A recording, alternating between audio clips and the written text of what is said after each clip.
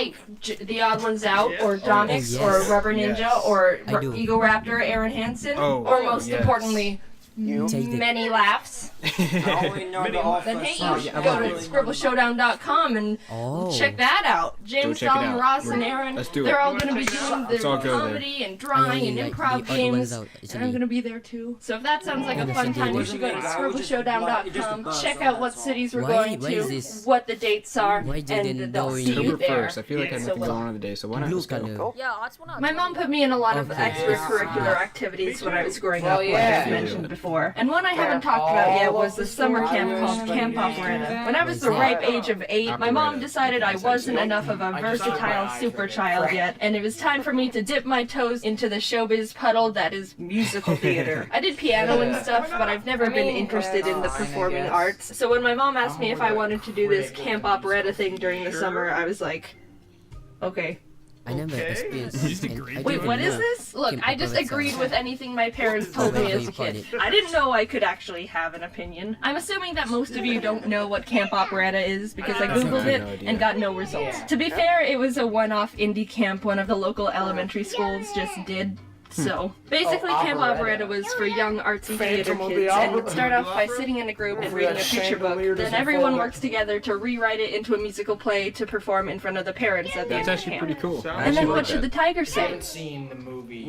Say the F word. Then we all get assigned roles for the play, write the music, and make the costumes and sets. It was actually really fun, and I looked forward to it a lot. Also, when I say write music, I mean the teachers tell us how to play nursery songs on xylophones and those colored plastic tubes. We weren't throwing fire in 4th grade. The first year I did Camp Operetta, the book we were supposed to theaterize was...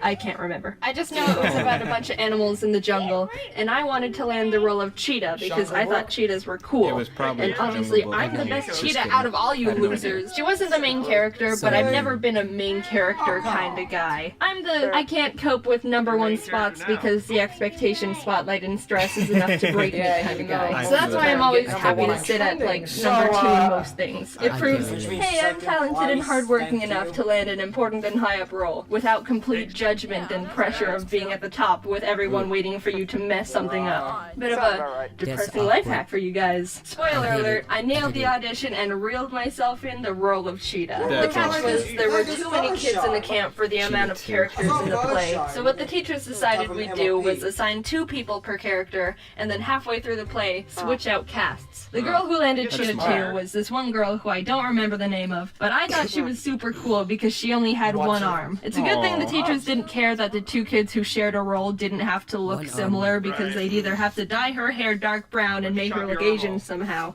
or chop one of my arms off. We made masks out of paper plates, painted a jungle scenery on big sheets of paper for the background.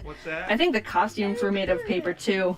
Look, they didn't have much money. I remember one day I decided I wanted to bring my favorite stuffed animal to camp with me and show him off to the other kids. It was this stuffed mouse I got at a bookstore I named Raoul, spelled R-A-O-O-L-E, because that was 8-year-old me trying my best. I brought out Raoul during lunch/break time, and we all started playing with him. We stood in a big circle and tossed him hot potato style to each other, and after a few minutes of this, I went to go use the bathroom real quick. Raoul's always been really special to me because he was the first purchase I made completely on my own without my parents' permission. At the end of the school year, if you read enough books and took a little test to prove you read it, you'd get to go on a field trip to a bookstore. And I, being the bookworm I am, barely scraped in by reading the bare minimum amount of books to make it. In a desperate attempt to make the cut in time, I even requested a bunch of random book tests. In some miracle, I'd guess enough answers right to pass and get points for. It was pathetic and it worked. Hell yeah, suckers! I totally earned this trip. I love that.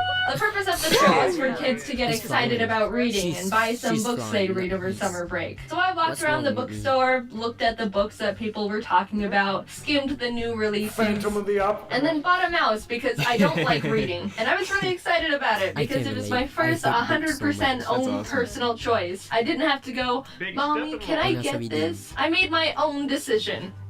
With their money. Since that field trip, I took Raoul everywhere, and he's always been my favorite stuffed animal and super special to me.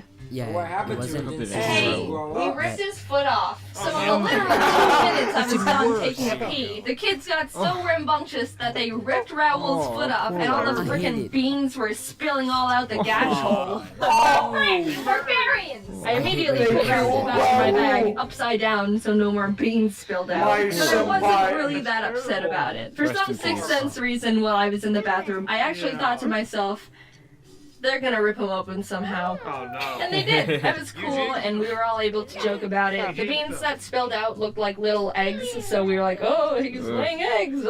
After camp, my mom was able to stitch him back up too, so he's all good. Yay. Here he is, doing good. Anyway, we kept working on the play, finished getting the show set up, cracked the star lines, and after a couple weeks, we were ready to perform in front of the parents. And I think it went really well. I honestly don't remember anything about it, but my parents are sending videotape footage they took of it, so here's some of that. Oh, here we go.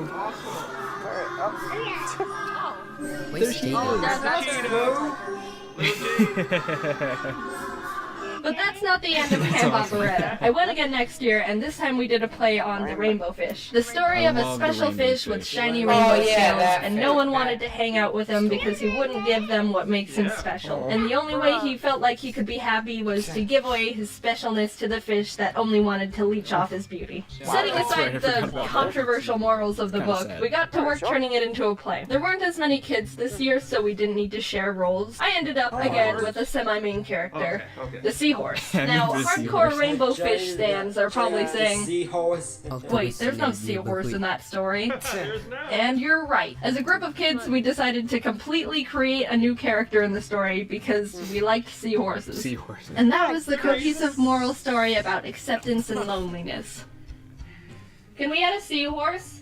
Make him say the F word! During the musical play, the teachers asked us who could play the piano because they wanted to assign someone the role of playing the Under the Sea melody from The Little Mermaid without botching it up. I, along with 3 other kids, raised our hands, and we were taken to the piano to do a little musical audition. The other kids took turns playing Mary Had a Little Lamb and Twinkle Twinkle Little Star, and I quickly realized I was overqualified for this part. When it was my turn to play, I sat down and played Pachelbel's Canon I memorized from my piano recital, like a show-off. That was the one time I realized I was the Asian kid in a scenario. For that part, the night of the play, we got into our costumes. Mine was made out of a towel with the bottom rolled up to look like a seahorse tail. I thought the costume was actually really cool, but a problem arose when I was in the middle of my final lines in the performance. I had a solo part where I was supposed to build hype for the ending of the play, then raise my arms up at the end to deliver the lines that induced the big finale. But as I was saying my lines and getting ready to raise my arms up, I realized the bracelet I was wearing was caught on one of the towel strings. I started freaking out because this was the big finishing move for my character. It said in the script,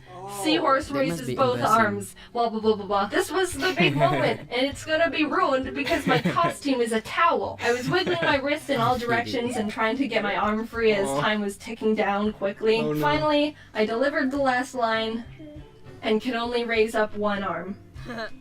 Like cheated too. I remember feeling really stupid because to do anything but ask to use the bathroom or be flamboyant. I felt like I ruined the big moment, but talking to my parents afterwards, they said they didn't notice. And looking back, it was probably a much bigger deal in my 9-year-old head than it actually was. I still feel like that was one of my biggest failures in life, though. See, that's exactly why I don't like main roles in anything. A prime example of self-fulfilling prophecy. And that was my time in Camp Operetta. No, I didn't do it a 3rd year because they didn't have enough money or participants, so they had to shut it down. I told you they didn't have much money. You will be forever missed, Camp Operetta. You made my summers more fun, and my Raoul's foot all jinky.